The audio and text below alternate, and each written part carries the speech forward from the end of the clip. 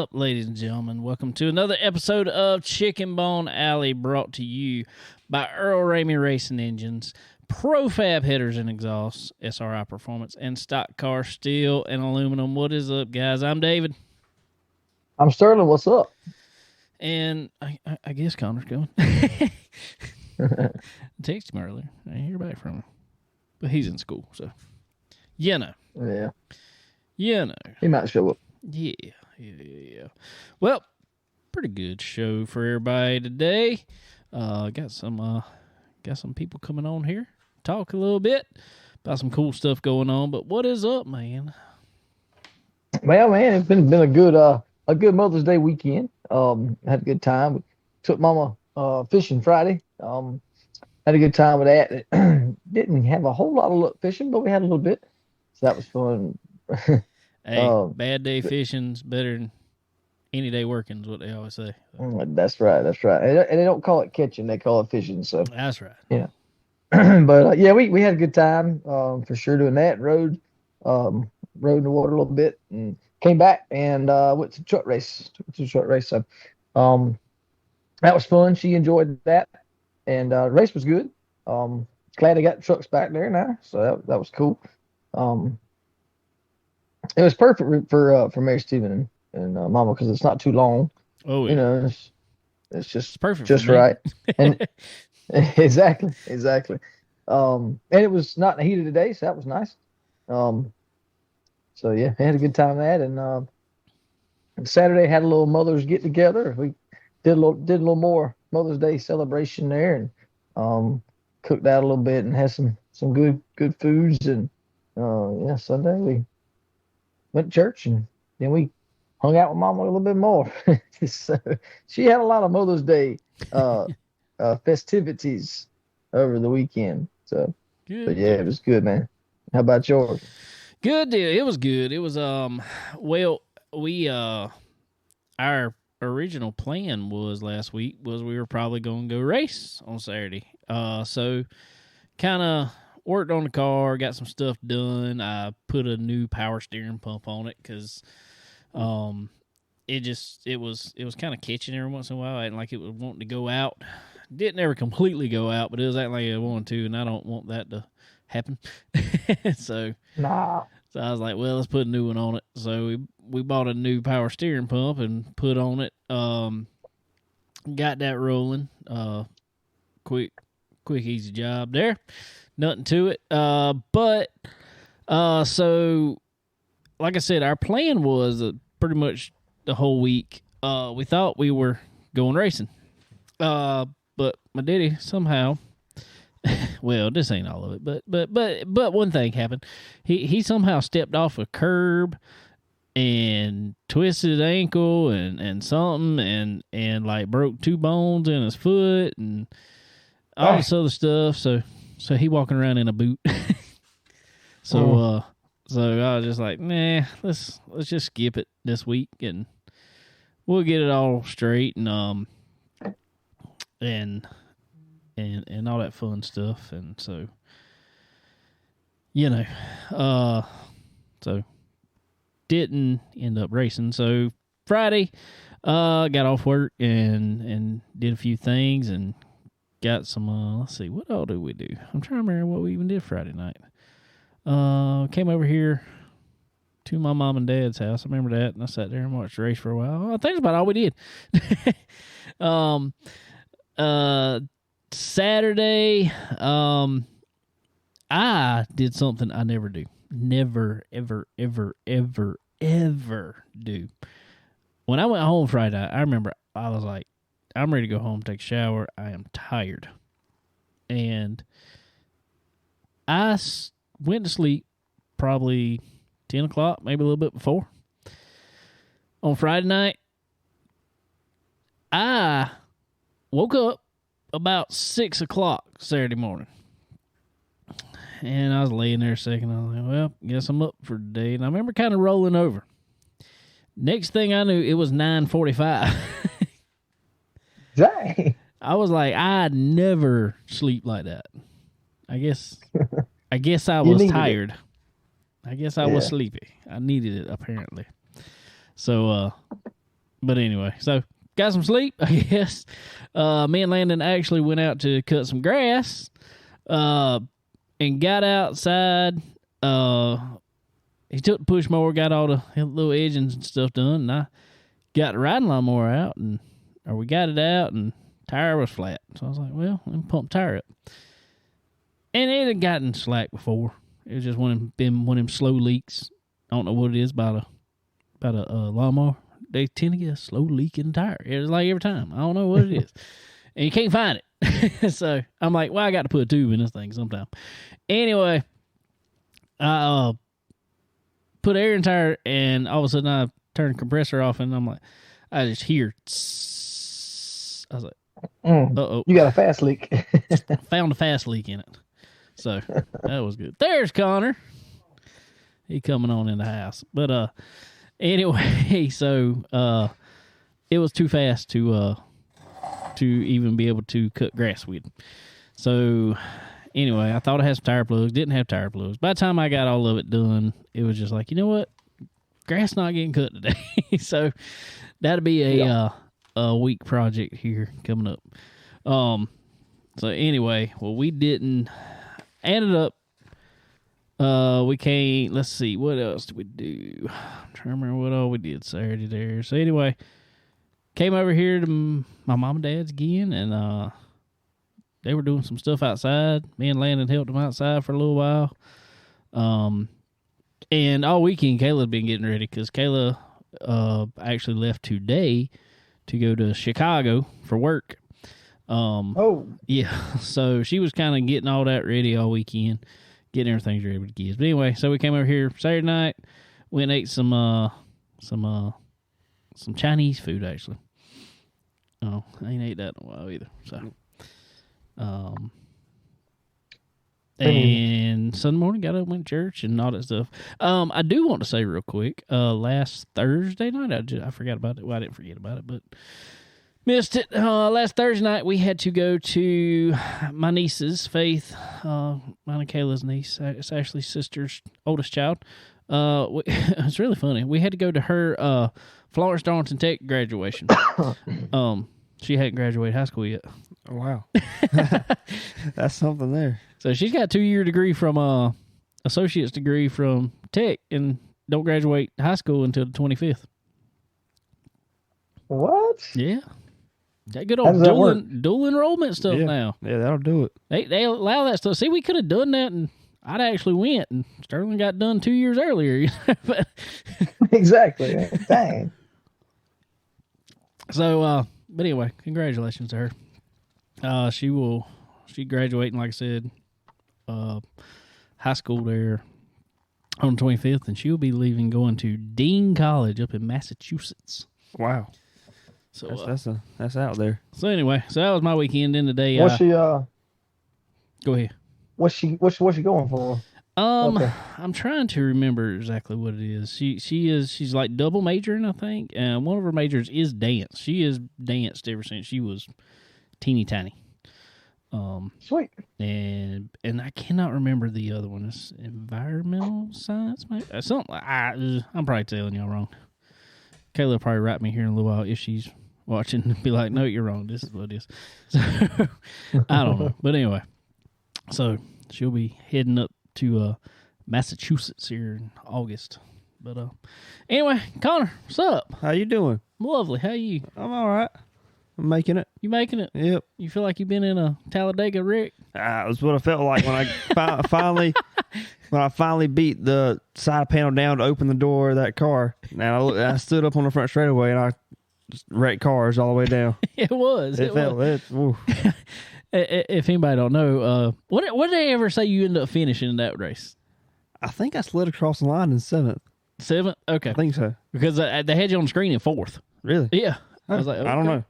Maybe so. Maybe I passed a couple before I got to the finish line. Well, I think you did, actually. Maybe so. I mean, honestly, I never went back to look, so you might be right. But if anybody didn't see it at Florence Motor Speedway there on Saturday night, Connor run the legend car there. Run pretty good. Well, we were. You was You was holding you on there. The second race we ever running with cars, we had no business being up there with, and I felt like we were better than some of them where we were running. Like you was kind of just stuck there for a little while. Yeah. But anyway, other than that, before we get on that, how was your weekend? Other than all that fun stuff. Well, it was good. No, that was pretty much all day Saturday and Sunday. Went to church and went and visited both sets of grandparents. One for lunch and one for dinner. So that was good. Nice Mother's Day. Nice. Good deal. Good deal. Anyway, before we get into the rest of it, since we were just talking about it, let's go through it, Connor, since you was the only one at the track. Yep. I ended up not being there. I thought about going and I got busy and it was an all-nighter. I know. I watched it all on Flow Racing. Really? Yeah. I applaud you for staying up. I probably couldn't. Well, see, I just got through talking about how I ended up somehow sleeping late Saturday. I slept for like 12 hours right now, which never happens. Wow. Never. And so what happened? I couldn't go to sleep for nothing Saturday night. Yeah, that's usually how it goes.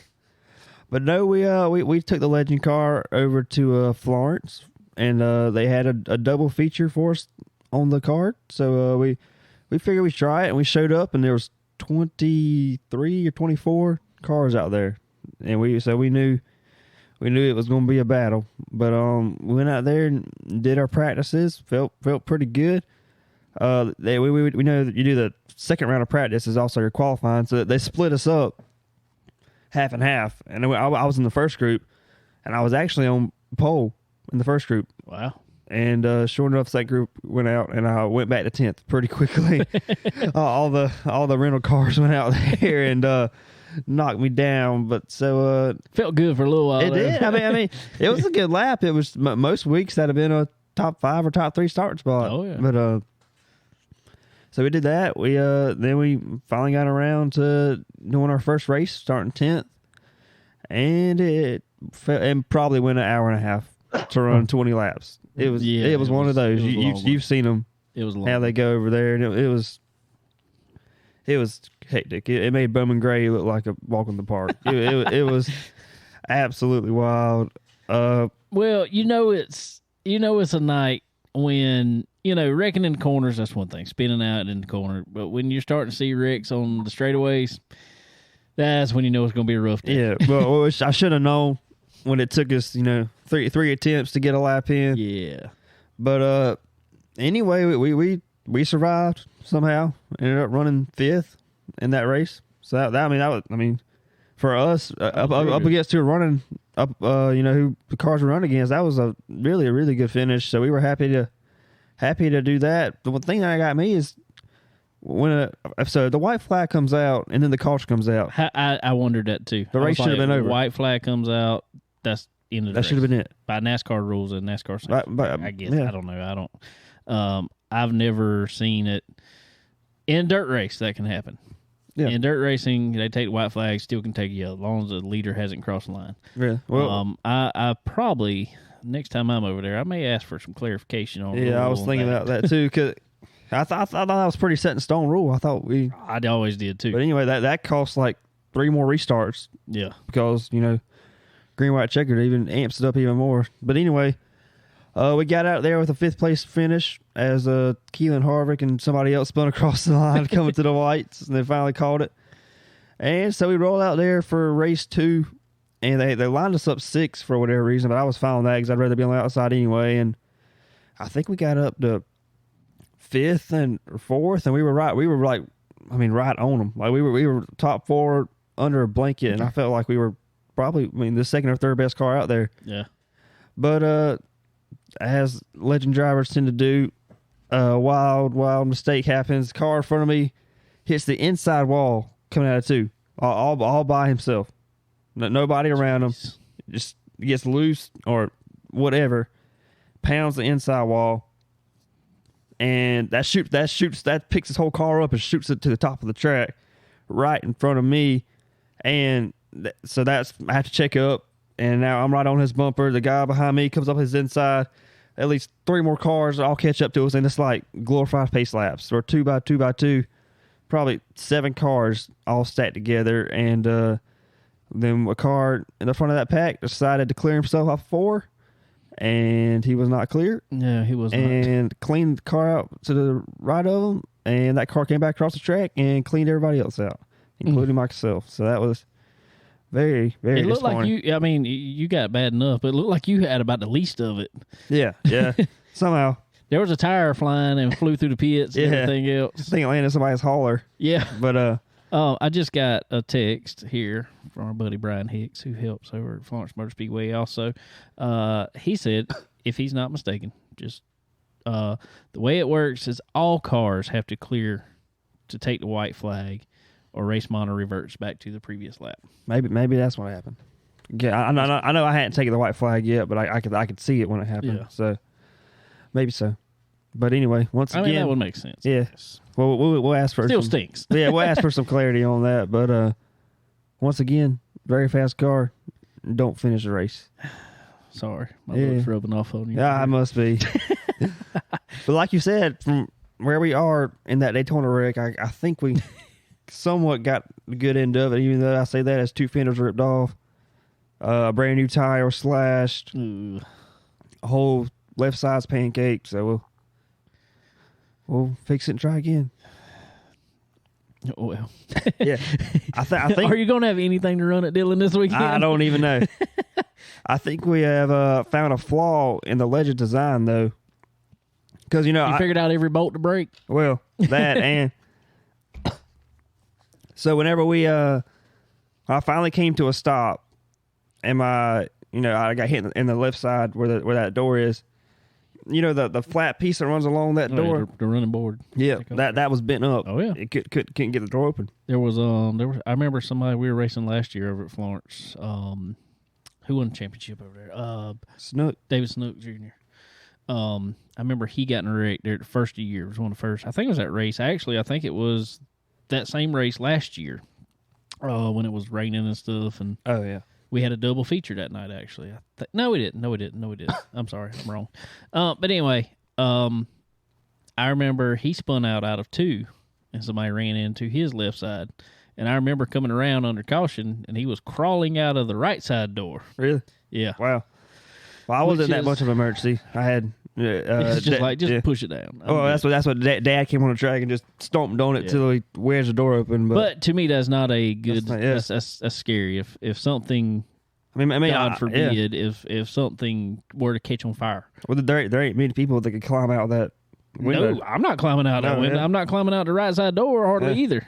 Yeah, I don't think I can get over that hump either. That'd be tough. So, I don't know.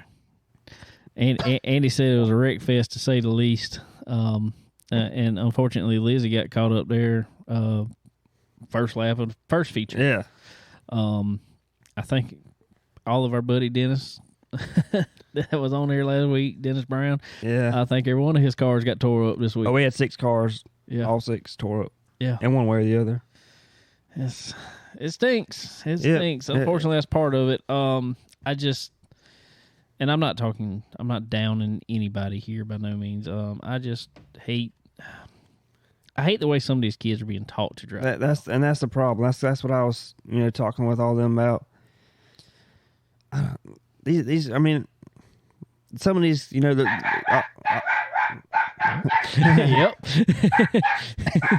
He ain't happy. Alarm. Yeah, but some of these teams. These drivers, I use that term lightly. Yeah. Just don't really know how to race. No. And the problem is they're being put in very fast cars, so they're automatically going to be up front, or at least close to it. And you get a night like that where there's so many cars, it's just that, and they preach block all the time now. It's just block. Just cut. Well, it was just that, and it was racing for like the last lap the whole time, no matter where you were. Yeah. I understand, you got to race, you got to go. It's 20 laps, but there was no give and take. People were taking it 3 wide off of restarts. It was just, it was terrible. It really was. It was a bad look for electric car racing, to be honest with you. That's just tough for racing in general. To have a race called 6 laps out of 15, you can't even make 15. Yeah, that's kind of embarrassing. And that was one of the reasons it was so late over there. Yeah. Our first feature. I was fixing to say because of the first feature. Just like Kyle Busch, Brexton Busch, they were over there. That was, yeah. Brexton ended up, he won the first feature, his first in the Bandoleros, which was his first win in the Bandolero, which was really cool. Yeah, it was. It was actually a good race too. Yeah, good race. But they didn't even stick around for the second one because they said it was too late. I don't blame them. The Bandos race didn't roll off till midnight, the second one. Yeah, I was like, they should have pushed him a little earlier. Something. I don't look. Yeah, it was one of those nights where even the late models were tearing them up. So yeah, every race went longer than it usually did. I don't know. There was some drama in the Charger class. Yeah, out there. It was towards the back. Yeah. Which was really funny. I'm like, what are y'all doing? I don't know. What you think about it, Sterling? Well, I think that's definitely should. If you, as far as, I don't know if they could, but if there's a way they could separate them in age, help them guys. Well, I say it helps them. I don't know. Like Keelan was, or like Kevin said, Keelan running with those other guys, that kind of helps him learn how to drive a Legends car. But man, it's tough on you guys for sure, and everybody else that's going out. Yeah, you're right. You're right. No, I mean you're right. But I will give it to Keelan actually. From what I watched, Keelan now, his first few races he was squarely out there. We'll say.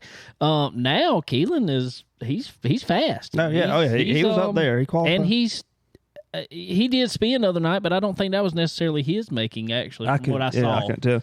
I couldn't really tell either. Yeah, it wasn't really him that was the problem. Yeah, when I refer to these rental drivers, I mean, it wasn't, it wasn't even one particular person. It was just frustration I have. It's just all the local cars seem to be the ones that suffer from the out of town guys coming in, causing stuff, and then it accordion effects, and that's what I'll say is it's not necessarily. I'm not going to say the young drivers because there's certain ones that this is in their blood. This is what they love doing, such as Keelan. We'll just use him for an example. That Keelan has learned racecraft. And he's been taught it, and he takes interest in it. There's some that get out there, I like racing. That's all they know. They don't work on anything. They don't do anything in it. I like racing. Yeah. And they don't know racecraft. And that's you hit it right on the head there. That's exactly what was lacking. Yeah. The other night, just racecraft. Yeah. Which was, it's just very, very, very frustrating, especially when you have a good car and everybody's excited to go race, and, you're not even a race, just caution after caution, restart. And what's bad is, and I'm not down in track for this at all by no means, but because it's not track's fault, but these guys are driving like this to win. What's win now? $300? I think $200, $250, something like that. Yeah. So, I mean, you're gonna go out there and tear up if anybody don't know now, a new Legend car will cost you $20,000 plus. So you gonna go out there and tear up a $20,000 car for a $200 to win race, not counting when you're running 6th, 7th, 8th, 9th, 10th in racing like that. Yeah, and that was not in the back of anybody's minds. No. Yeah. Well, it's not, and it's not. It's not. It's in the back of your mind. It's in the back of my mind. Yeah. But some of them other ones out there, they don't hear nothing about that. Yeah. But that's just a difference in it. Yeah, I'm all for them coming. I mean, I want to race against the best. I don't want to, feel like, we ran good, but there wasn't much competition. I'm fine with out of town cars coming and racing. It's just we got to have some racecraft. Got to have some know-how. In say you run an INEX national race, I think everybody knows this, or everybody that follows it at all. INEX national race, we're split up into, if we go run one of them, you're split up into different groups as in age and how long you've been racing. Basically, there's even like an amateur or semi-pro class or whatever they call it. And you hate it because on a regular Saturday night class, when you're not running national, you don't have enough to split up into that. You only got 20-some cars, which is a great field. 20-some cars is a great field. But are you going to split that 4 ways and make it? Exactly. 5 cars apiece? I mean, no, you're not going to do that. So it kind of stinks. I don't know. It's tough. It's tough. What do you do to fix it? I mean, it's not like I said. It's not on the track car. You can fit 23 legends on that track comfortably. That's not a problem. It's just you got to have the mindset of you got to finish before you can finish first, right? That's right. And nobody had that mindset apparently. It's just go all the time. Which I mean, I get, but I don't know. Let's see. I was trying to see here.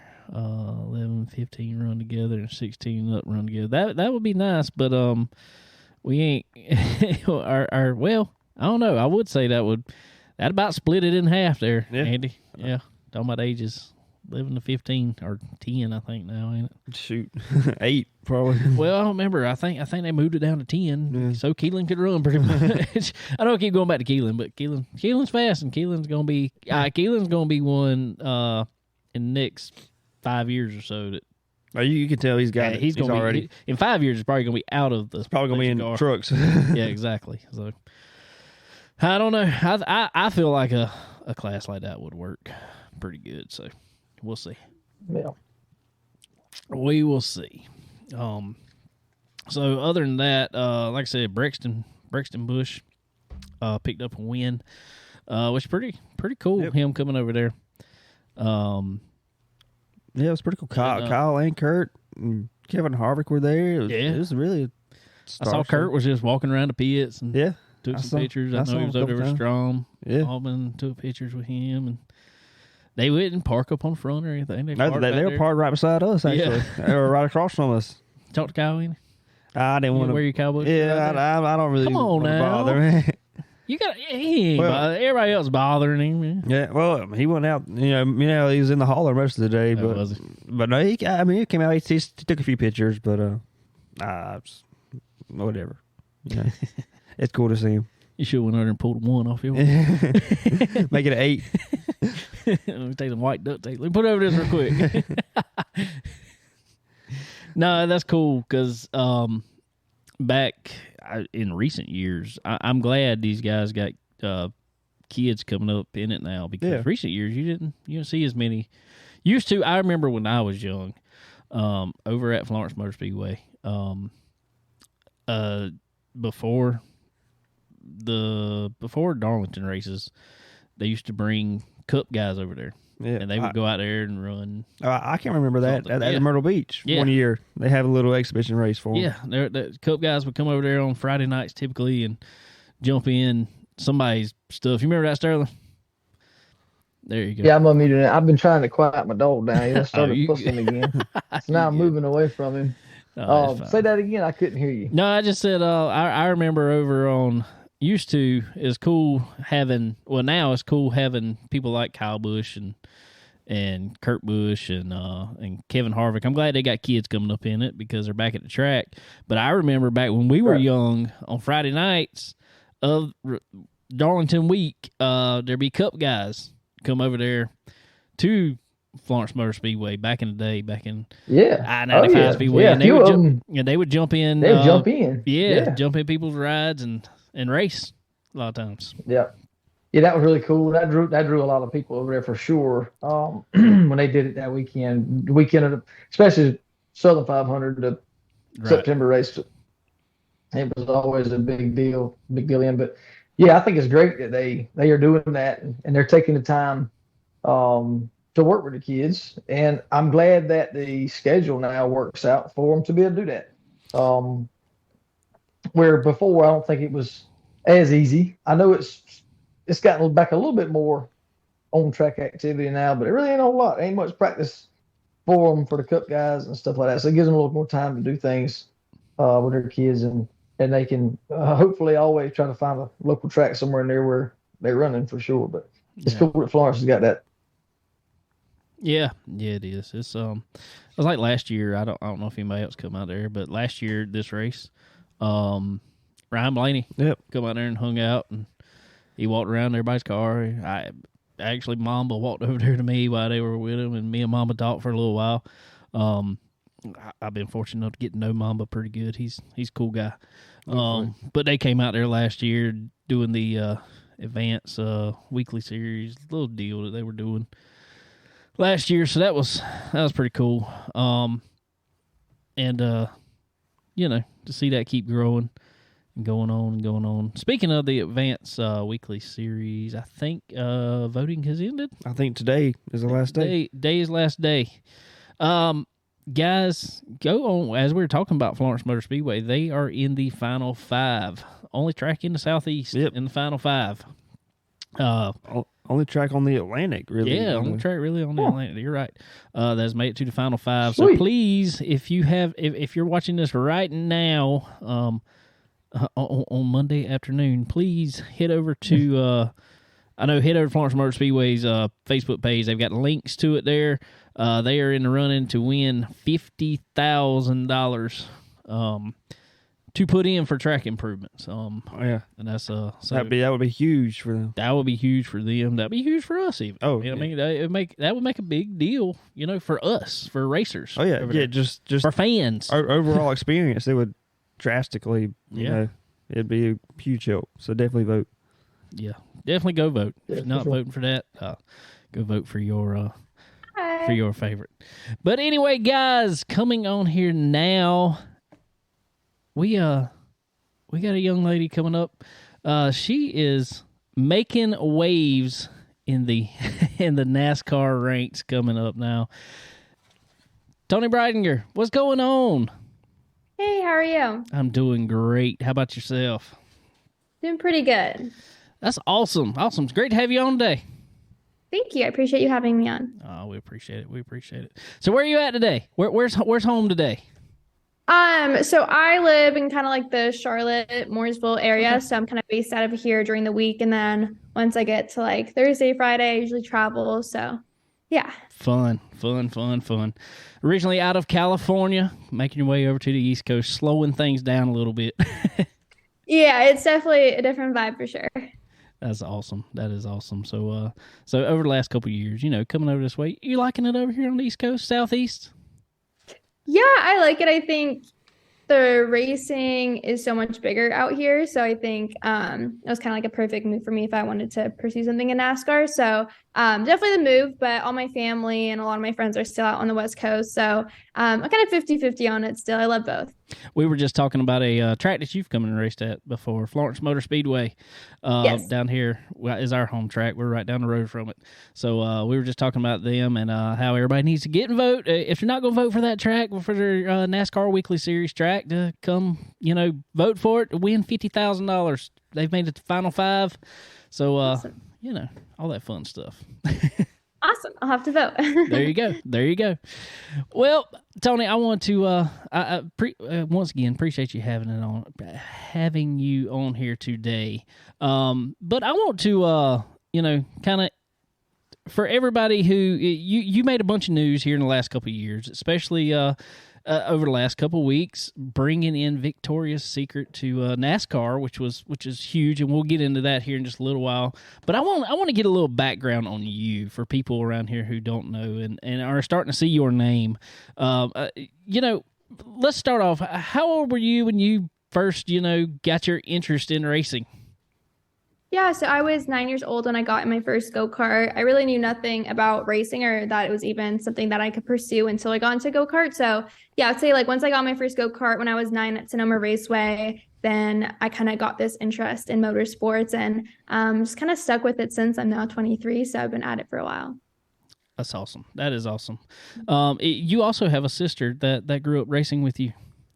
I do. Yeah, we're actually twins. Yeah. And yeah, it's funny. We're totally different. We look very different. We have very different personalities. I think the one common ground we have is that we both have a big passion for motorsports. My wife is exactly the same. She's a twin, and they're nothing alike. So I feel how that works. It's crazy how that works. So yeah. Cool.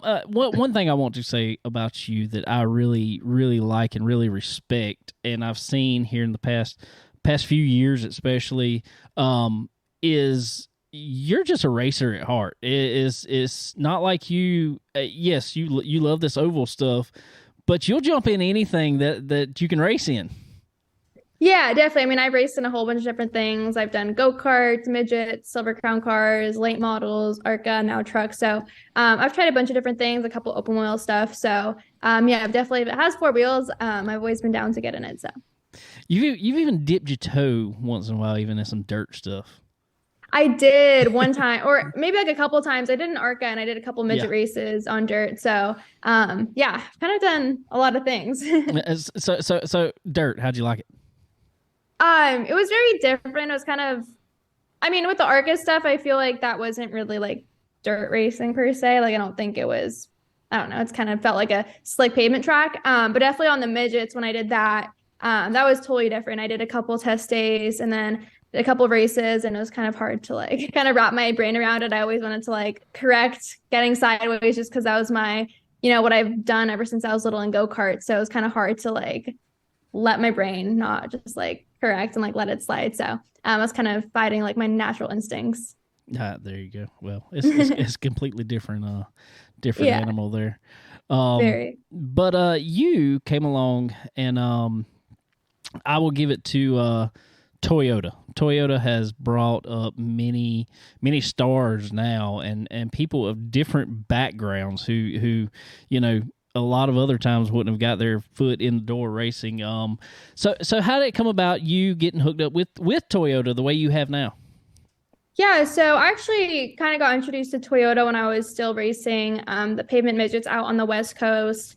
So I kind of got like my intro with them at that point, and I did a couple late model stuff and a couple tests with them and like an ARCA West car. I guess at the time it was probably K&N. So it's kind of like when I first did my intro with them. And then I didn't really have the funding to really pursue much in like the stock car space, and I was still out in California. So I didn't really click, I guess, per se. And then a few years later, I kind of got with them again, and we had this like, they put together this great plan for me of how I can kind of develop in my career. And yeah, it's been working out really well so far. Good deal. That's it's been cool to watch, and it's cool to see the effort that Toyota puts in behind their drivers is what I really like to see. And one of those efforts is our friends over at Lee Falk Racing and Development. And you've been racing with them there for a couple of years now. Tell us a little bit about that. Yeah, it's been great. I mean, Lee and all the guys over there have been really, really great and a big part of my development. I think I really stepped up, kind of what I've been doing this year on like the racing side of things, and definitely credit a lot of that to them. I mean, last year we didn't do that many races, but we did a lot of testing at Hickory just every weekend. Every week we would have a new set of goals. And if I didn't, hit that goal, then we'd come back the next week and do the same thing. So I've been running like a bunch of laps with them, especially at Hickory. And then this year we're starting to do more races and everything. And they've been great. I mean, they're definitely kind of tell you how it is for sure. But I mean, that's good. Like, I don't want anybody to sugarcoat it. And they've been really, really helpful. And I feel like, on those test days and late model race days, it's a little bit more like slow pace versus like an ARC race. I feel like everything's so condensed. So it's such a great opportunity for me to learn and really develop my driving. That's awesome. One thing I want to say about them real quick is go check out Lee Falk Racing Development. Our good friend Tanya with MPM McAllister Precision Marketing. She is a part of their group over there, and it's so cool the way that they combine and try to help get all of their drivers out, even though you're not necessarily a MPM driver, but you're part of that team, and so she's pushing everything that they got going on. So that's great to see out of our friends over there. But you got a lot more going on than that. Yeah, and speaking of ARCA, like you just said, and ARCA to me seems like a really cool series, very diverse. You see them at super speedways, at the mile and a half, at the dirt tracks. And especially with you at Victorina, what do you think about that? How do you like ARCA? I love ARCA. It's definitely, like you said, very diverse tracks. We go to like short tracks one week, and then the next week will be, maybe like a road course and like a dirt track. Like we have one weekend that I did last year. It's like the day before you're on, like, I think it was Watkins Glen, and then you go to Springfield the next day. It's just very diverse. And that's kind of what I like about it. Like every track is so different, and you can take things from one track to the next weekend, but at the same time, I feel like you have to adapt really fast. So it's kind of what I like about the series, and it's overall been really competitive, and yeah, it's a great part of like my development for sure. That is that's a big thing in this sport is development, but also beyond the driver part of it, and we talk about it a lot on this show, but I've heard you speak on it before too, is you have to develop with sponsors. As we all know, this is an expensive sport. It takes a lot to get things going. What can you tell somebody, because you seem to do a really good job at it in attracting sponsors and holding on to sponsors? What can you tell someone, say like Connor here, coming up in the sport that is looking out to try to get sponsors? What is some advice you would give to someone like that? Yeah, I mean, I have a lot of advice. I've been trying to get sponsors ever since I was little and 15 years old, when I kind of comprehended how extensive the sport was and that I was going to need sponsors to really pursue what I want to do in NASCAR. So yeah, I used to make all my own like sponsorship decks and like reach out to a bunch of brands, and I really wasn't getting anywhere, and that's kind of why I didn't really race ARCA until like a couple of years ago. Even though I was trying hours every day to get sponsors, it wasn't really coming together. And I think the biggest thing is I needed to kind of build my value. You can't just expect somebody to cut you like $1 million check or however much you're asking for. I think you really need to be valuable. And a big part of that right now is social media. So as soon as I kind of stepped up my social media, grew on that, then people just kind of came to me and I was able to grow from there. That's awesome. That's awesome. And now I can say we finally had somebody on the show, Connor, that has also been on Ellen. I mean, wow, we're making it. We're making big time. I feel like we're doing okay. No, that's cool. But so speaking of sponsors, you brought on Victoria's Secret, who helped you make it to the Truck Series and ran at Kansas. Had a 15th place finish, which was absolutely awesome. Tell us about your time over there. Thank you. Yeah, working with Victoria's Secret when I was little. Like even I think I was 13 years old, I was wanting to be a race car driver, but also a Victoria's Secret model, which is two polar opposite worlds. So it's kind of crazy that it all kind of came together, like my two dreams into like this, really great opportunity for my career. So definitely, I've dreamed of making my truck debut since forever, and I definitely didn't think it was going to be with Victoria's Secret on the car. So it was definitely a very surreal debut, and also a 15th place finish. I was really happy with that, and I think that's definitely a good spot for me to kind of build off of that. Definitely so. So they call the models the angels and stuff. We just call you the race angel. Is that what we need to do? Sounds great. Oh, that is awesome. That is awesome. Well, cool deal. So with all that being said, tell us a little bit about your day though at Kansas. Looking back on it a couple weeks there, how did that go? How did you feel about the car or truck going into it? And did you adapt to it quickly? Yeah, so it was a long day. I had the ARCA race, or not the ARCA race before, but the ARCA practice and ARCA qualifying before I even got into the truck. So that was kind of nice to get a couple laps under my belt before I hopped in the truck. I was at least familiar with the track. And the biggest thing for me during ARCA practice was to get like as dialed in as possible, because I kind of knew that whatever I do in the ARCA car is probably what I'm going to do in the truck. I'm not going to just like make all these crazy changes to what I'm doing. So I was like, I really want to dial in what I'm doing here in a car that I'm comfortable in, because whatever my like marks are on the track, like that's going to be my natural instinct to do in the truck. And they're pretty like similar marks, I would say. I mean, like your throttle pickup points and all that kind of stuff. So honestly, it wasn't a crazy transition, and I was oddly calm, which is weird because usually I'm a very anxious person. And my first time out in the truck, I was just very like at peace. I think I was just kind of very present in the moment and confident because I was just in the ARCA car. But yeah, I mean, we did our practice, which we only did like a couple sessions. It was such a short practice, and then went out to qualify. Qualifying wasn't like my best. We qualified 24th. My outlap was not good, so I definitely need to work on that. But yeah, the race went really well. The whole thing was a giant learning curve, and it went really smoothly. Had a couple incidents like speeding on pit road, but I think we rebounded well from that. But yeah, a lot to build off of, made a lot of mistakes, can learn a lot of things from it moving forward for sure. Well, that's the way I see it is if you don't make mistakes, you don't learn anything. So exactly. Yeah. and especially being able to rebound from like you did and still come home with a 15th place finish. That is very respectful first time in a truck. That is awesome. And congratulations to you on that. And, so all that, what's up next for you? Yeah, so it's the next thing. I'm going to COTA in a couple of days to race in Toyota's new GR86 series and the GR Cup. So it's kind of my next thing. I've never been to COTA, so I've been studying and watching a bunch of footage and doing iRacing because that track is long. So just trying to study up on that as much as possible. And then following weekend, I have Charlotte in the ARCA car. Awesome. Speaking of the road racing stuff, compare that type of racing that you're doing in those cars to what you feel in a, say like an ARCA car. Yeah, it's like the most polar opposite thing. I mean, the GR cars in particular, like they're so light and so low horsepower, but it's like all about momentum. I mean, if you mess up a turn, you can't just recover by getting on the gas, and just a very different driving style. And obviously they're on like, left and right turns too, but the car itself just takes such a different driving style. So I almost have to forget about all the ARCA stuff and be like very present, like almost treat it more like a go-kart. I think is a little bit more comparable for it, but there you go. Yeah, totally different. When you show up to the track, the vibe is so different too, and how they even structure the weekends. It's like a 4 or 5 day event where like an ARCA race is like all condensed into like one day usually. So how has the iRacing lead up gone so far?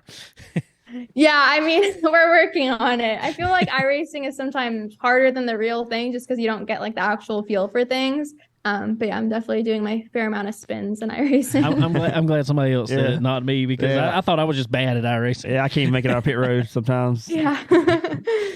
Oh, awesome, Toni. Well, that is so cool. And again, thank you so much for stopping by with us today.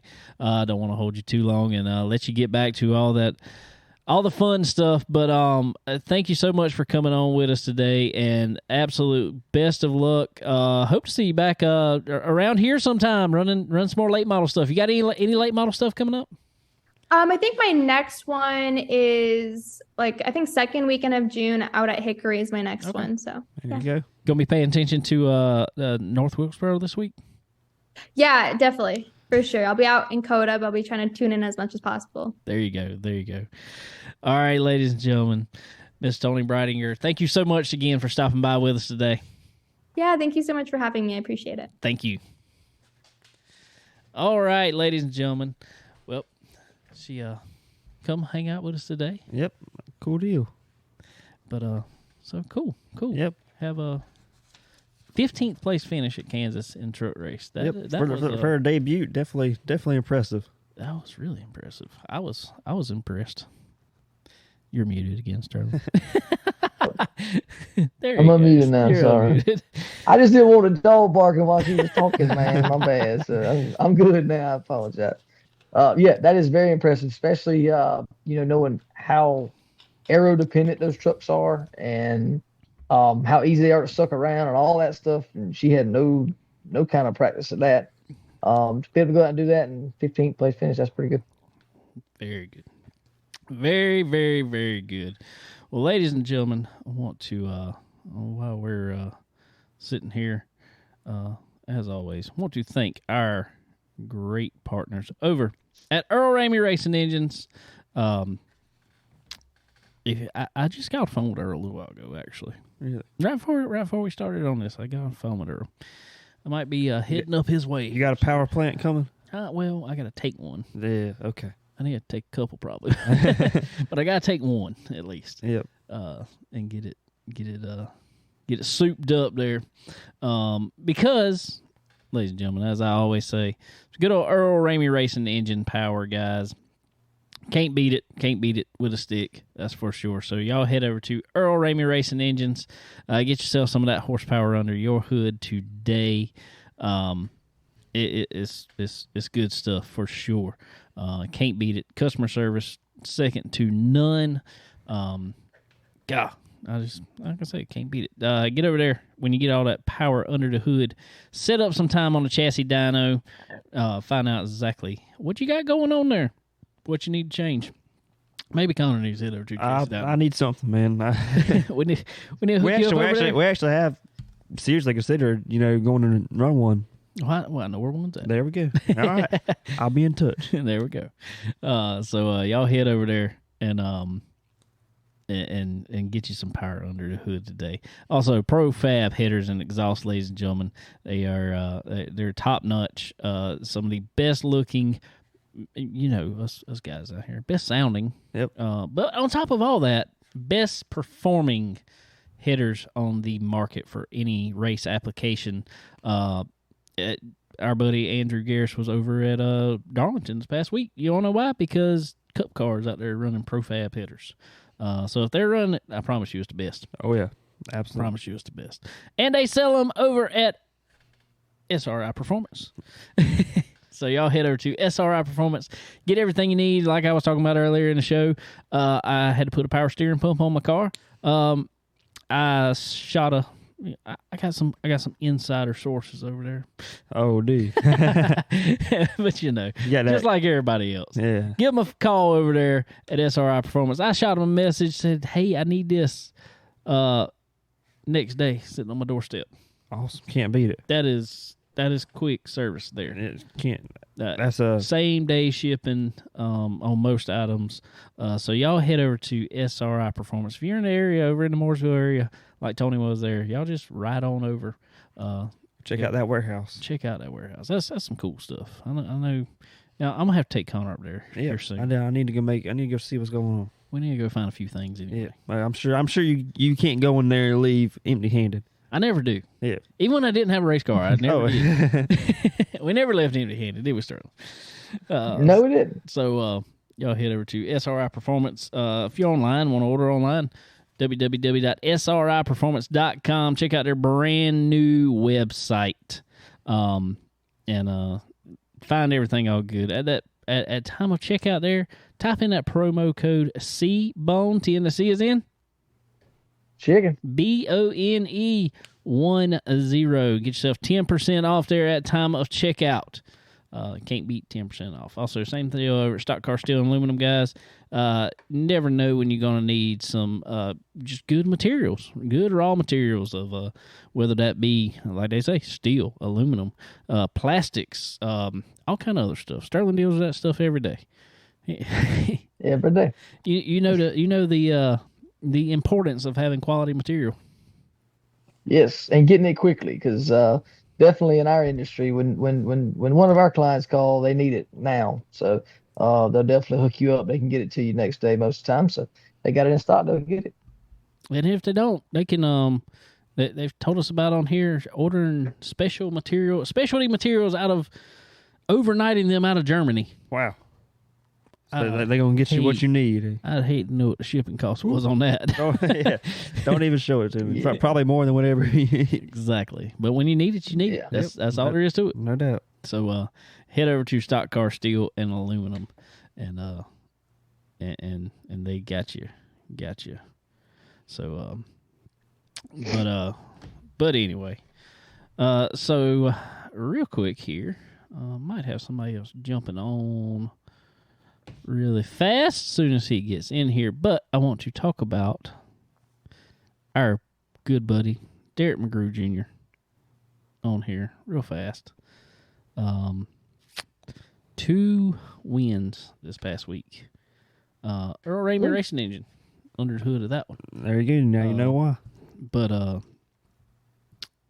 he turned it on, turned it up. That's for sure. So seeing if he's jumping in here with us real quick, like. All right, there he is, our 2-time winner from this past week, Mr. Derrick McGrew Jr., our buddy. What's up, man? Not much. How you guys all doing? I am wonderful for a Monday. Yeah. I've been better. Said, yeah, I've been better. Connor wrecked the other night. Wrecked hard. He's had 2 weeks in a row. He was running really good, and something out of our control. Week, and then somebody wrecked him the next week. Yep, we're on a roll right now. You know that kind of look, don't you? Yeah, I definitely do. That's what I wanted to say, man. It's like that's why I wanted you on here tonight, because, man, it was like, and we talked quite a good bit, and we have for the past few years. But last year, man, I'll just say it. You went through kind of a rough spell there. When you did get to race, stuff was happening. You had some good runs. I mean, don't get me wrong, but you just ended up with motor problems and this on top of that. all of a sudden you break out 2023, and it seems like everything has turned around for you, buddy. Yeah, we try not to believe in bad luck, but last year, man, it was just nothing but bad luck. We had great race cars, good equipment, and great people behind us. It just every single week, something would go wrong.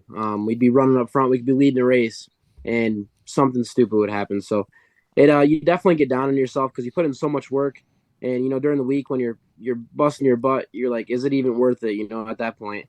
And when's it going to pay off? But just to come out of the gate this year, the 2023 season, and knock down 2 wins, in the first few weeks of racing, definitely makes you feel really, really good and appreciate all the hard work you're putting in. And hopefully you're making all your marketing partners and people that are backing you all proud.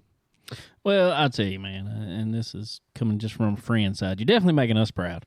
That's for sure, man. I got to figure out some way to do something with it. I've been trying to figure it out. I got it left on the end of the table right here. I got a Race Life for Real shirt still sitting there. Derrick McGrew Jr. signature on it. That where I slightly see her. I know. I got to figure out something to do with it to make it so it's, I don't know, till I find something. Somebody after these few weeks, it's gonna be worth millions, and we're gonna auction it off for a good cause. Hold on to that till he makes it bigger already. Yeah. Well, I mean, it's happening. It's happening already. Well, man, let's go back to this past week, man. You coming off 2 wins. One at first one was what, Accord? Yeah, at Accord, it was the Short Track Super Series race. So it was the first race of their North Region Series. And just to start off the night, everything went super smoothly. It was actually the opening night of the racetrack. They just put a new surface on and reconfigured the racetrack. So it was definitely something new for all the fans and race car drivers. It didn't go the best for the track promoters. The racetrack ripped up pretty bad. For being the first race on the racetrack, being a series race, so there was a ton of race cars there. And unfortunately, he said it did rip up pretty badly, and a couple people actually left and went home instead of, I guess, tearing up your race cars, which, in some perspective, it is a good idea. But we said we plan on going out there and winning that thing, and we did. That's what my dad said to a couple of guys actually up at DCAM. They turned around and went home, so we were making fun of them as soon as we got back from the races, busting their butt. We went down there and whooped them. We said we were going to whoop them, and we did. So it was pretty awesome. Yeah, well, that was cool to see. And speaking of the track, I was watching it on Flow Racing, and I was like, man, it's kind of rough. But now I was watching, especially 3 and 4. Seemed like you could kind of move up a little bit, get out of a little bit of roughness, and you were rolling. Yeah, I just went out there, just took my time. It was not too long of a race, but like I said, the whole night went well. We drew good, started good in the heat race, made the redraw, and we were able to redraw, well. So that we were lucky for that to all happen. Ran a smooth, consistent race. And it's like I took my time and waited for the right opportunity. Once we got some green flag laps, I was able to make my pass for the lead. And from there on out, I kind of just, went away with it. And I think we had over a straightaway lead on the rest of the field. So the once I found the high line in 3 and 4 to be above all the, the ruts, and it was just from there on out, we waxed them. That's what I was fixing to say, man. It was in a dominating fashion too, because you went out there and put it on them. That is for sure. And was super proud about that. Super stoked down here. I mean, I was, man. I was. I think I seen your dad and message as soon as the race was over. Good there. Yeah. I mean, I said in my live video, the amount of people that reached out and made posts. It's crazy what one man can do, and we know that we have the equipment, talent, and, the ability to be able to, win races like that, easily. It just, like you said, the last year's luck just didn't go well at all. But to come back out and, really prove that and let people know that, we're here to win and we can. So it was nice to show that. Well, that just started off the weekend for you, and turn around, man, and picked up another W. Yeah. Last night, actually. So went out there, like I said, another great night. Went real smoothly. We drew good. Started second outside in the heat race. Ran away with that. It was a heads up start, so we started on the pole and led green and checkered. So another great run. We've had great race cars, like I said, all weekend long. You can't thank my dad enough, and all the guys at DCAM for working their butts off in the shop, making sure they build great equipment. And that was what track? Glen Ridge. Okay, cool. Y'all race so much up there and got so many tracks up there. I can't keep up with y'all. Yeah. Oh, that's awesome, man. And that's so cool to see somebody, that's especially when they're a friend of yours. People talk on these little podcasts and media shows, I guess you'll say, many days, and they kind of say impartial. I can't do it. I'm sorry. When you're a buddy of mine, you're a buddy of mine, and I'm gonna pull for you, and I'm gonna be stoked when you win. So I definitely still am, coming off of momentum like that, and then seeing. We talked about it a few weeks ago when you were here on spring break, man, and come to the house, and we got talking about it. Your ARCA debut is coming up this week in Michigan. Yeah, it's finally happening. We weren't sure if it was going to happen or not, but it all came together, really well. Like I said, I got to thank Tim and Rita Goulet for all their hard work, and Jeremy Connors, everyone that's involved, the amount of people that did whatever they could. You've seen all the boards we've made for sponsorship, for marketing partners to hop on board for this race to make it happen. And the amount of people that jumped on board, if it was $50 to $100, they gave whatever they could, just to make sure that I can chase my dreams and make this all happen. So I can't thank each and every one of those people enough for going out of their way just to make sure that this opportunity can come through, and we can take it as far as we can, and hopefully we can go make them all proud, and maybe make it the Cup Series one day. All right. Well, I want to know something. Coming up this week, what's the name of that track you're racing at? Flat Rock Speedway. Flat Rock. That's right. All right. Coming up, Flat Rock. You've raced dirt forever. You've tested this ARCA car. So how do you prepare for this week? I'm going to kind of prepare for it just like any other race. It's definitely there is a lot of pressure on me, but I'm just not going to let that affect me. Like I said, this is a huge opportunity that most people don't even get in the racing career. So just to be able to be, I'm just grateful for the opportunity and to be able to be put in this position. So I'm going to go out there, just relax myself and enjoy it while we're there. Enjoy the opportunity, enjoy the atmosphere, enjoy everything. So just go relax myself, my mind, and just go have fun out there, and do as best as we can, and hopefully things fall in line. That's one thing I will give you credit right now at what I've seen from you, is I've seen you go to a track you've never raced at before, and you tend to be able to adapt to it quickly. There's a lot of people can't say that. I can't say that myself. Do you think that is just like we were just talking about, how many tracks y'all have in y'all's area, how much y'all race? Do you think you can kind of attribute that to that? Yeah, no, definitely. So that's something I realized, personally myself, that I do adapt to other racetracks, really fast, and other race cars. So it's definitely nice to have that, factor, to be able to use that, to my advantage. Definitely something, like I said, that I realized, especially going from race car to race car. I've been an elite model, big block, crate sportsman. List goes on of how many different types of race cars I've been in. So, just to be able to adapt to them, that fast definitely gives me an advantage to do well. Sweet, man. Sweet. Well, buddy, I wish you nothing but the best of luck, and regardless, go have a good time. We're going to be rooting you on, and as you know, it's cool to get to see somebody that that you watched and grow up over the past few years and grow into a race car driver. And your dad says you must have gotten that from your dad. Yeah. But it's so cool to watch that, man. So cool to pretty much have you on the speed dial over there to be able to tell you good job at the end of the night, and whatever exactly. else, man. It's cool, and I'm proud of you. It's gonna be a really cool week for you. Gonna be trying up there when you get there for sure. Trying to figure out the ins and outs of it, but man, I'm proud of you. I appreciate it, guys. It's definitely different, but I'm happy to have people like you on board and, along for the ride. You guys have been here since almost the beginning, and I know you guys are going to stick with us no matter what. So it's nice to know that. And we're going to go out this weekend and do as best as we can, work our tails off. And I can't thank all the people that are we got a lot of people actually coming out to Michigan to support me. So, that'll be pretty cool to have, a lot of my fan base there and family, friends, people, making the trip out there to see this happen. So, can't wait. Super excited, super stoked. And hopefully we can, who knows, maybe pull off a top 5. Hey, that'd be awesome, man. When you leaving out?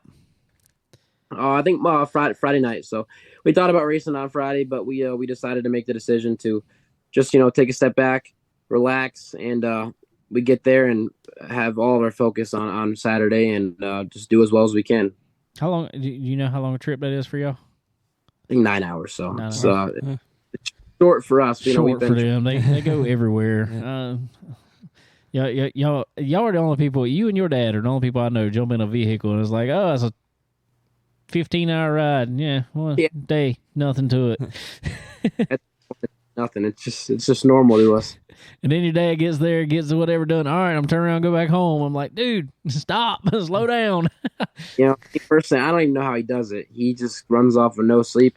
We'll get home from a race at 2:00 in the morning while he'll be, working his butt off at the racetrack, nonstop, running around, doing this, doing that, and get home at 2 in the morning, and then somehow get back up at 6:30, 7 o'clock, and be up ready to go to work the next morning. I don't know how he does it. He runs off with just no sleep, but he does it for me, and I appreciate it.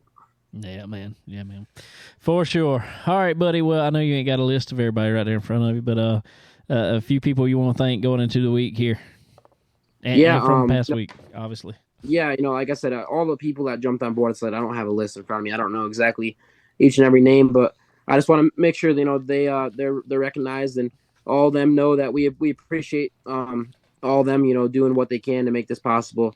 But all my marketing partners, Next Generation Roofing, Chad and his crew, Greg Fernelli, SRI, Randy Keene, all the great people over there, Stock Car Steel, Bill Pin Carburetors, Earl Ramey, of course. Earl's been like another dad to me, so I think Earl's going to try to make the trip out. Him and Randy actually are, so hopefully they can make a trip out there this weekend, and they can be there with us. So Goods and Interiors, Elmo Speed and Supply, all that Elmo does for us, Chris.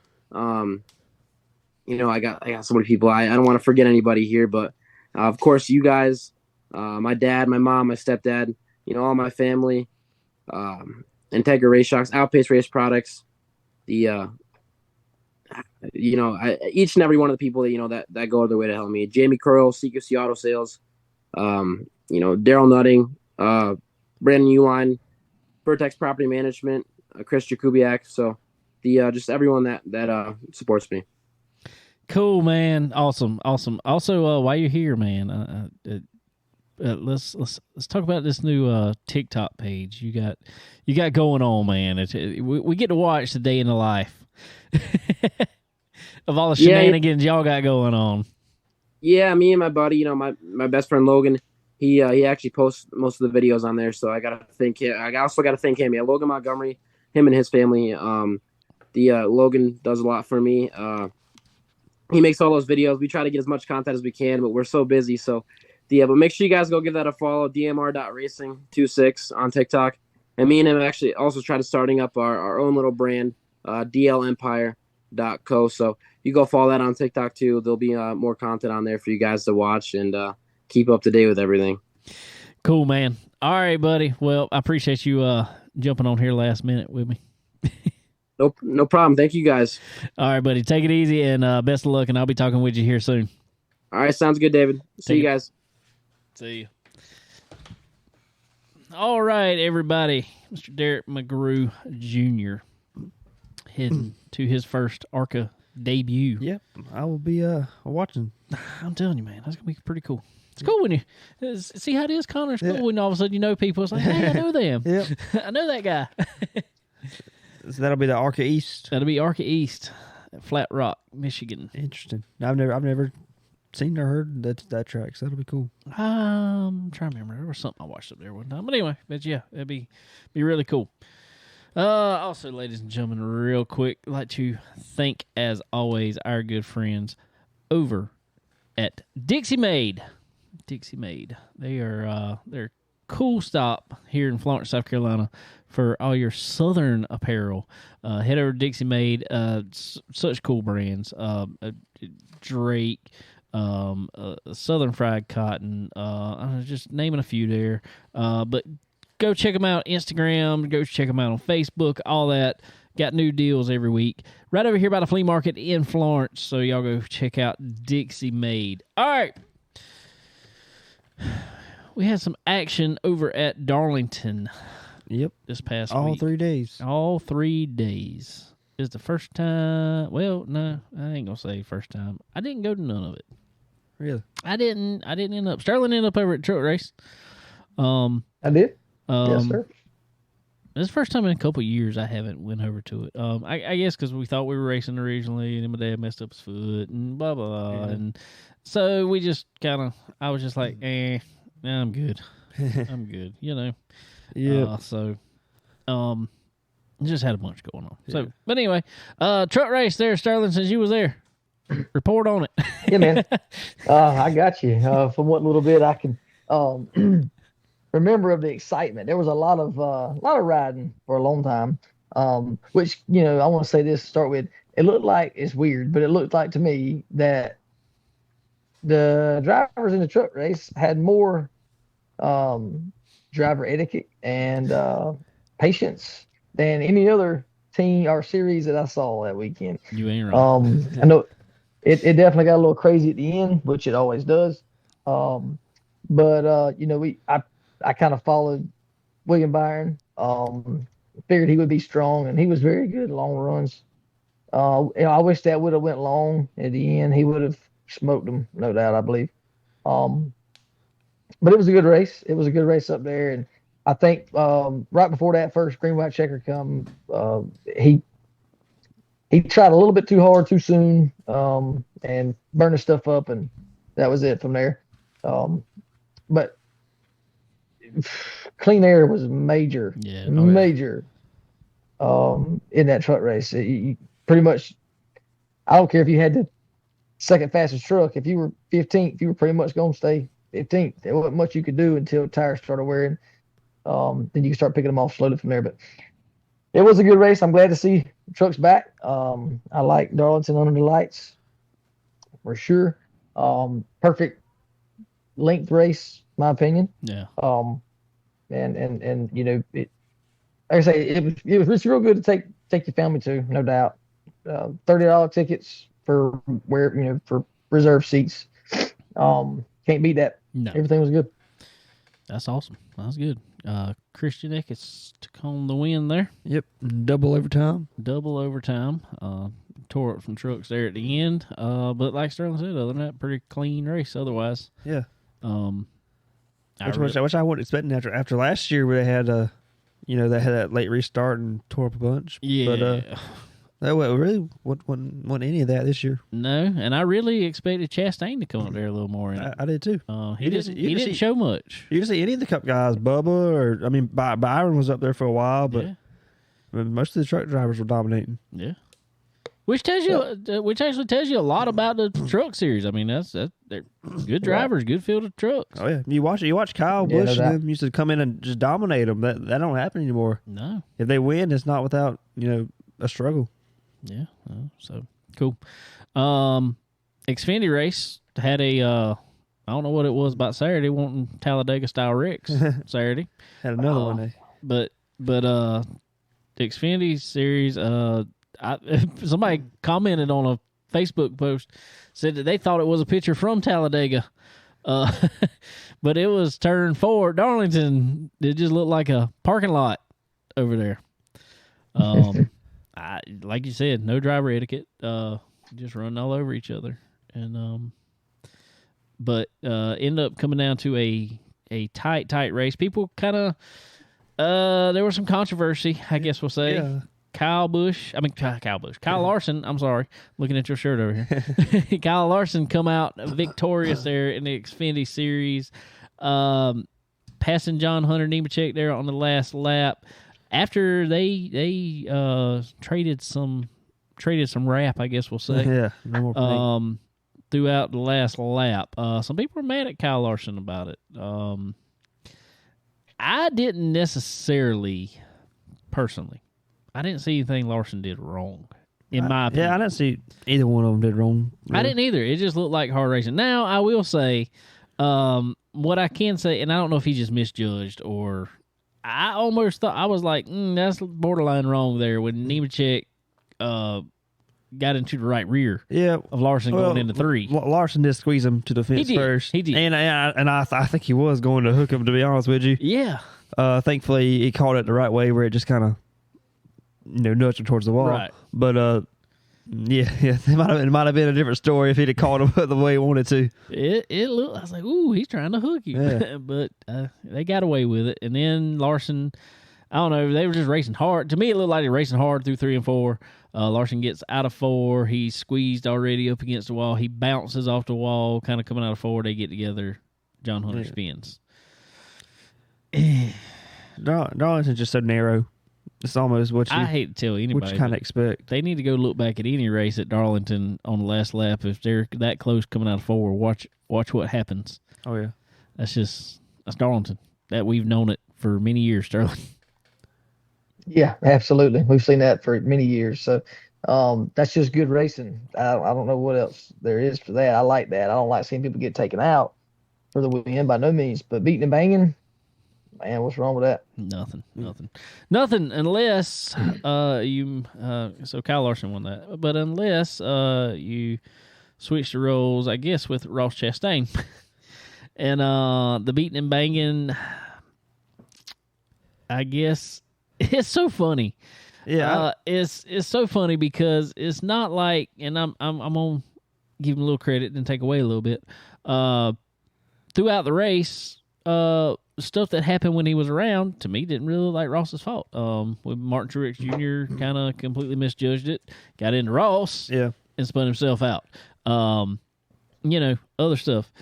To me, Kyle Larson, I thought there was a few different. There were some comers and goers in this race, but I thought Kyle Larson had a car to win. It looked like he had it, but there's always going to be a late caution at Darlington. Darlington's one of the few tracks that still has, self-producing cautions. There's still going to be people spinning out by themselves, tires blow. Yep. So there's going to be a late restart at Darlington. Yep, for sure. So some swapping back and forth pretty much all day long. Then Ross Chastain, we'll just go straight to Ross Chastain now with Kyle Larson again. Ross goes in turn 1. He took first and decided to take the inside on that final one of them final restarts there, which was kind of weird to me. That was to me, yeah. Well, if you listen to his radio, he kind of justified it all in his head. He said, well, if I take the inside, I can get pushed by this one. If I take the outside, 24 is going to be pushing the 5, blah, blah, blah, blah. He was kind of trying to think about it. Yeah. And I'm sure he had a reason. I'm sure. There was reasons. But, man, I think I'm still going to take my chance on the outside. I think. Yeah. I don't know. It's hard to say. But, so anyway, he took the inside. I don't know if he'd have made a corner if Kyle Larson wasn't even there, as hard as he tried to drive it in. Yeah. Come up across Larson's nose. The wreck started in 1. I think it ended at the end of the backstretch when Larson finally let him go. Which, but you forget, the restart before that, I thought Larson kind of used him up. He did. Which, obviously not to the extent. No. But, well, and to me, though, I guess this is one. Now, granted, somebody else got taken up in it. This is one, to me, that Chastain wasn't necessarily trying to use somebody up. He just completely misjudged and took himself out more than anybody. Yeah. I think. I don't know. I mean, sucks. He's involved in it again. Yeah, I think if it wasn't a regular occurrence, it wouldn't have been a big deal. No, he wouldn't hit somebody in the back bumper. yeah. I mean, maybe a little bit better this week, but if he wasn't a repeat offender, I guess. To me, everything he's been in, I I don't say he's innocent in it, but I can kind of see where he's coming from. Oh yeah. But it's just so many things. You know, you get everybody mad. Nobody's going to give you the benefit of the doubt anymore. Sterling, me and Daniel were saying at work today. We said he's got. We feel like Ross Chastain has the Ricky Bobby mentality. If you ain't first, you last. That is most definitely the case, and it's been that way for a long time. I remember years ago, back when Kevin Harvick was awesome at Darlington and an Xfinity race, and he got Chastain got the chance on a good ride and took him out coming off a 2 there, and I was like, oh Lord. So it's been that way. That's just how he is. He's a checkers and records driver. That's just how it is, and he gives us content every week. Yeah, that's what I'm saying. I appreciate it. People are comparing him to the new style Intimidator or whatever. I don't know if that's the case. I just, I will say one thing about Dale. He always made it look like they screwed up in a way. Yeah. It wasn't a total dump situation. A lot of things that's been going on lately. But yeah, I think he's just trying too hard. He's driving over himself too much. And if he would just take his time a little bit, I think he would prevail, and I think he's a championship winning driver. I really do. But he's not going to do it taking the whole field out all year. They will not allow him to win the championship. That ain't gonna happen. Yeah, Rick Hendrick had some comments about it, and I can understand Rick's comments about it. And he was even talking about. He said he wouldn't say which driver it was of his, but he said Dale Earnhardt told him one time. He said, "Boy's got plenty of talent, just no racecraft. You don't know how to race a car." Yeah. And but the thing is, I think Ross knows how to race a car. I think he does. I don't think anything he's done is outrageous. I think it's just he knows circumstance. Yeah, he knows what he had to do to get to the Cup Series, and he's gonna make the best of it. And you talk about people compared him to Dale Earnhardt. I think, and a lot of people you say that, and especially around this area, people say that, and they're ready to kill you over compare somebody to Dale Earnhardt. But I will say I listen to the Dale Jr. download pretty much every week, and I like to hear what Dale Jr. has to say about stuff like that. He himself actually, he wasn't necessarily comparing him to his dad, I guess, but he did compare. He said, "Look, Dad was kind of the same way. He dumped a lot of people back in the day." And he did. A lot of people look. He tore up a lot of people's race cars. Now, granted, like you said, in later years, a lot of people but that's what he was saying. Is he said Dad didn't come up with the Intimidator persona. He said that was given to him by somebody put it on a T-shirt one time. Yeah. Because that's what ended up happening is he dumped enough people. That people started watching their mirror when he got to him. Yeah. And they knew he was fast. And I'm sure that's why they think about Ross right now. Exactly. I promise you. Oh, yeah. I promise you, if Denny Hamlin is on track and Ross Chastain is behind him, Denny Hamlin's watching his mirror more with Ross Chastain behind him than he is with anybody else.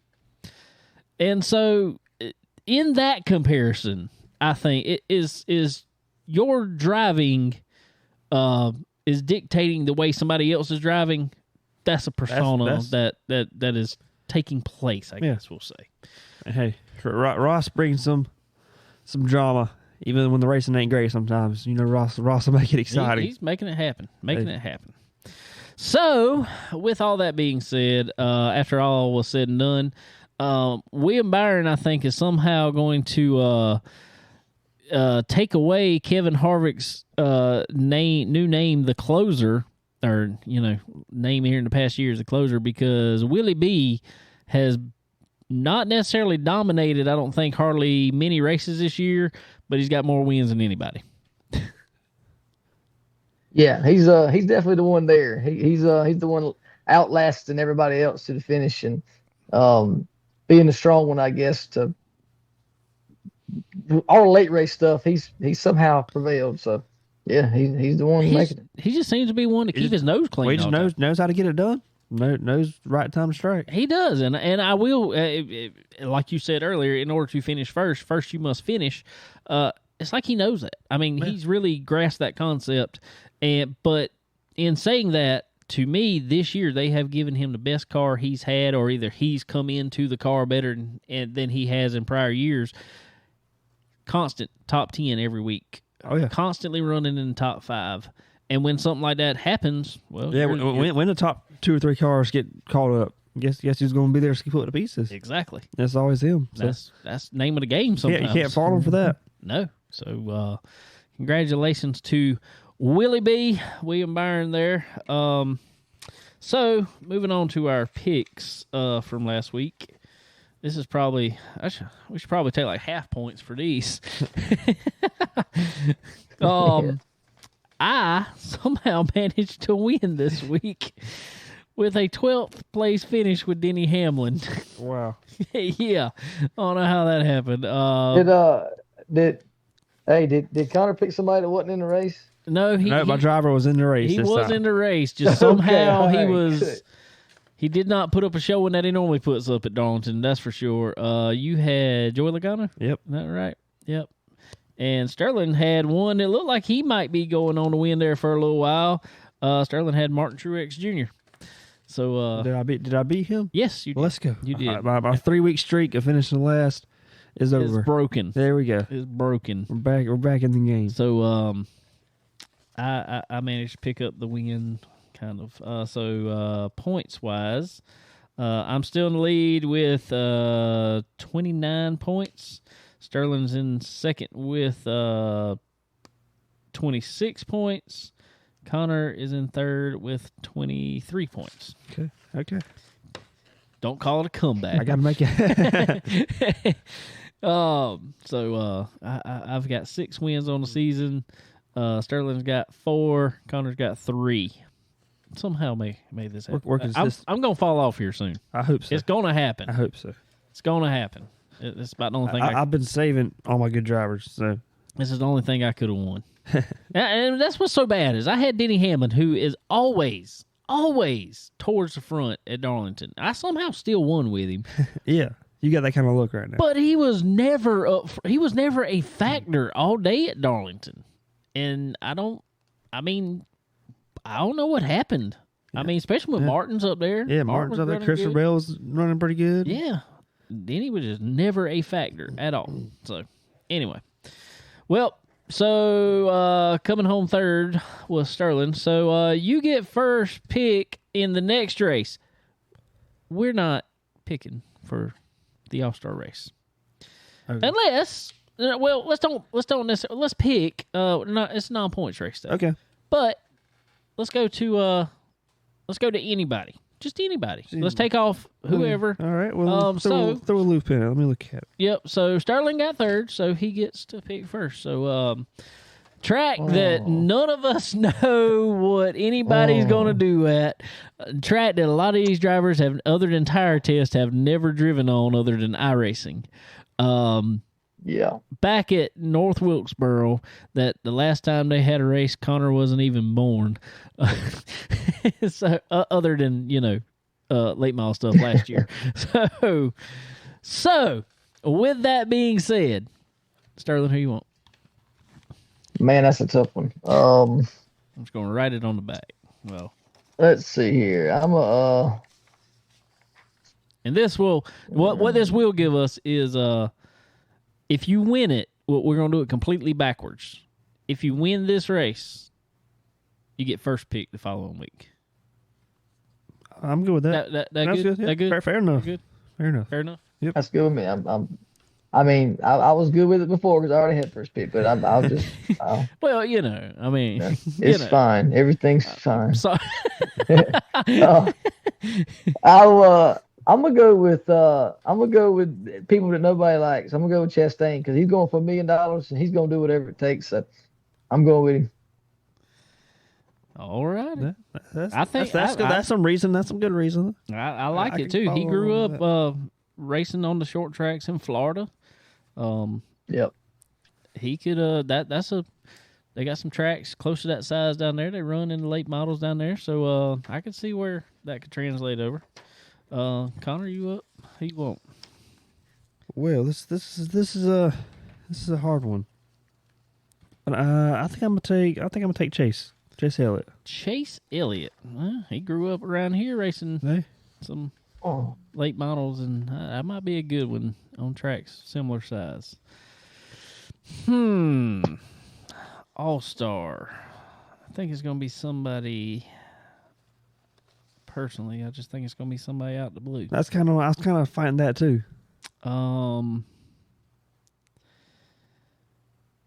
Ryan Blaney, but he's gonna win another All-Star race. And regular season race. I was gonna say that, but no, that was actually in my head. I'm gonna go completely outside the box in it. I'm going with Ryan Preece. There you go. Okay, he's definitely probably been around there in the modified. He's been on something around there. Been on a modified period. And that's why I kind of want to take him. So cool. Yep, I'm ready for see old Wilkesboro back in action. All right. So speaking of North Wilkesboro, real quick, Cars Tour be there Wednesday, I think. Yep, Wednesday night. I saw it last week. You saw it there, or not last week? Last year. Yep. We were there last year, watching it. Fall. Trying to get Dad to go again. You trying to get him to go? We'll see. You gonna head on up there? I want to. He said he ain't going nowhere near the All-Star race. Problem, yeah, that's what I was fixing to say. The daggone parking up there is costing more than tickets. Wow. Yeah, that's something. Peace. I give me an Uber. You know they got that in Wilkes County. Yeah, I know you're gonna find that. There's nothing around there. You ride a horse in there, maybe. Cars Tour. What you think? I think that'll probably be the best race, if I'm honest. And interested to see some of these Cup guys that don't really run late models. See what they'll do. Keselowski, Suarez, Harvick. That's the first time he's been in a late model forever. Yeah, so I don't know, and Keselowski been in one. Yep, Junior will be back. Along with all the regular Cars Tour guys. So I think last year was a very good race. So I'm hoping it'll be good again. Junior ran good last year. Yeah. I got two that I'm thinking. It's hard to bet against Carson. Yeah, so that 8's gonna be. Yeah, and he was stupid fast last year. Oh, William Byron's gonna be in it. Yeah, William Byron's gonna be in it. But Carson was stupid fast last year. Hard to bet against him. It's been fast this year everywhere. But in saying that, I think Type Track, and I watched him last year, and he was coming, had not had some issues in his own ride. Now he's with Lee Pulliam. I think Brendan Queen, old Butterbean, I think gonna pull something out. Maybe so. I think it's gonna be his breakout race for the year. Pick up his first Cars Tour win. Could be. Maybe. There's no telling in that series. There really it's so competitive. Anybody can win any given week. I'm trying to. Oh God, I just had a brain fart. Don't you love when you have those? Anyway, I'll think of what I was just gonna say. But so anyway, what you think about, Sterling? Going back to North Wilkesboro, gonna have trucks there next week too. Truck race. All leading up to the All-Star race. Trucks leading. You just watch trucks at Darlington. Knowing pretty much every one of those guys have never seen that track other than going there. Right. But they never saw a race there. What you think? Yeah, for sure. I think that iRacing has been used a lot at North Wilkesboro in the past few weeks. That's what I think. But no, they've done a whole lot of improving there, man. They've been working on a lot. I've been through there a good bit the past 6-8 months, and they've been steady working on the track, I know, and they're gonna make it nice. It's gonna be good. Won't be the last time they're there. I really do believe that. I think it's gonna definitely bring a heck of a crowd, as y'all saw last year, and it's gonna be probably somehow way more this year than last. So, yeah. But yeah, it's gonna be a good race. I'm excited for it. I'm glad to see the old tracks getting used again, for sure. So, I'll be definitely watching. For sure. I think truck race be interesting. Cup race, All-Star race, I think it's going to be I hope it's a good race. I I really think do. it'll be a good race. I'm just worried short track package hasn't been the best, but I think the track is new enough. Everybody's clueless enough that it will be a decent race. My only thing is what I wonder about in this race is, as it's been many years back, is they've used the All-Star race to try a different package, something to update to. Why are they not doing that in this race? I guess they just got so much riding on it, they don't want to risk it being. Man. But I agree. The one complaint I have is if it wasn't nothing but changing daggone ratios in the transaxle, I'm like, just to keep them from shifting. Yeah, I think that's what's killing it. Just give more power. Put an old 4-speed back in it, Yeah, well. But the only complaint I have about it is the All-Star format gets more complicated by the year. I'm waiting for them to go off telephone numbers or something. Yeah, I mean, ridiculous. What kind of matrix I start them. But yeah, it's ridiculous. But I think it'll be good. I'm curious to see the improvements, to the facility and all.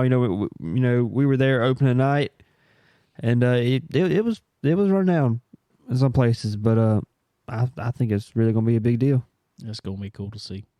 Cool to see. Ladies and gentlemen, I also want to thank our good friends over at RevMax Racewear, guys. You head over to RevMax Racewear. If you're looking for any suits, gloves, new stuff, I mean, some of the best-looking design stuff, I've got my own suit from there coming back to me here real soon. So y'all head over to RevMax Racewear, guys. Head over to RevMax Racing on Facebook and Instagram. Cool looking stuff, like I said, some of the best stuff out there. Seeing a few more drivers around the track with it on. So so y'all head over to RevMax Racing. Get yourself suited up today. Can't beat quality and look for sure. You gotta look good. Absolutely. Gotta look good. Oh, cool. Also, our good friends at MPM Marketing. We talked about earlier, our friend Tanya over at MPM. Want to thank her so much for her help getting Toni Breidinger on here today. Went through her. It's not even Toni isn't even her driver, but I messaged her and I was like, "Hey, do you know how to get a hold of her?" She's like, "I think I can handle it." So got it done. Exactly. And that's the contact that you need that has everybody's contact. That's what you need. So young people coming into the sport, y'all head over to marketwithmpm.com. Get with our friend Tanya. She knows the ins and outs of this sport like nobody else. So you need a good marketing team. None better than MPM. So y'all head over there. Get with her today. Oh, well, anyway, so other than that, coming up this week, Dillon, Motor Speedway. Are you going to make it, Connor? That's a very, very good question. one that I would like to know. Do you need to come put your seat in that car right there? I might have to. You can do it. You can do it. Hopefully I'll be there. Hopefully we'll figure something out on the Charger car and bring it over there. Cool. Don't want to sit out another week. That's for sure. About you? You gonna have something over there? That's the plan. Yep. That's the plan. We'll see how everything works out. That's the plan. It's still got set up under it from Dillon the last time. And we need to do a little bit of adjusting on it and go from there. We were going in the right direction. We just got to just keep going. Keep going. Need to get Legend car out. With all 6 of us get tore up, you might win by default. I know, just show up. Just show up.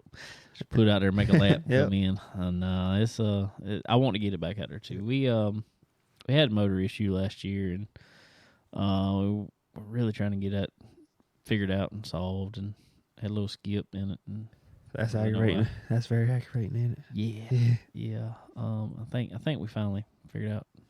We might have a blown head gasket. Yep. So figure out what to do on that. I don't know. It's the way these that's one thing I'm because we're not affiliated with them at all. I'm going to kind of throw Inex under the bus here real quick. Go ahead. They got such a lock on it now with motors and stuff. 1250's got to be a sealed motor. 1200 doesn't have to be a sealed motor. Like mine, I think we got a blown head gasket. we're supposed to send it back to a builder, change head gasket. When it's something I could easily do. Yeah. Builders are wanting. I contacted some of the high end. Well, some of the guys you got to have. Yeah, the guys. I'm sure there's not just local brokers. No. There's hardly nobody anymore that does them. And there's only a few that do 1250s. Like I still got. They want like $4,500 to rebuild this motor. Wow. And I just. That's hard to justify. Yeah, that's hard to justify, right? I don't know. So, I don't know. It's not a. I know it's not a poor man's sport by no means, but it ain't got to be that bad, you know. It shouldn't be that bad, but I don't know. We'll figure something out. Get it going. Plus, I need some of them black things you got around yours. Yeah, that's the worst part. That's ridiculous. How much they're charging for those now too. Yeah. So, but anyway, well, what else you got there, Sterling? I don't know, man. That's about it. I'm gonna try to follow some racing this week. Got a lot going on up there for sure. And Blakely graduating Friday, so getting ready to see her 5K, man. She's moving up to the first grade there. So that, and she got a little gymnastics deal. She's doing that now. So that's gonna be in Columbia on Saturday. So we'll be moving around everywhere and trying to catch what we can. But, I got food ready now, so I'm about to go hit some dinner. Well, fun. I gotta go pick up Jackson. I'm off work tomorrow. I've got to take him to Charleston to see a ENT specialist down there that works with special needs children down in MUSC. So yeah, I got a day full of it tomorrow. Yep. Be on the road. They want to look at him for possibly having his tonsils taken out. Ooh. So we'll get a determination on that tomorrow. Well, good luck with that. I think it'll be fun. Yeah, No, hope you get some good news. Yeah, I mean, if they need to do it, I don't want them to have to do it. But if they need to do it, let's go ahead and get it done. Get it knocked out, you know. Yeah, for sure. 10-4. But so anyway, guys, want to thank Toni Breidinger for coming on here, hanging out with us a little bit. Also, our buddy Derrick McGrew Jr. Congratulations to him, and best of luck coming up. But as always, guys, our good friends at Earl Ramey Racing Engines, Profab Headers and Exhaust, SRI Performance, Stock Car Steel and Aluminum, MPM, Dixie Made, RevMax Racewear. Guys, we appreciate all of them. Y'all go check all of them out. Tell them we all sent you.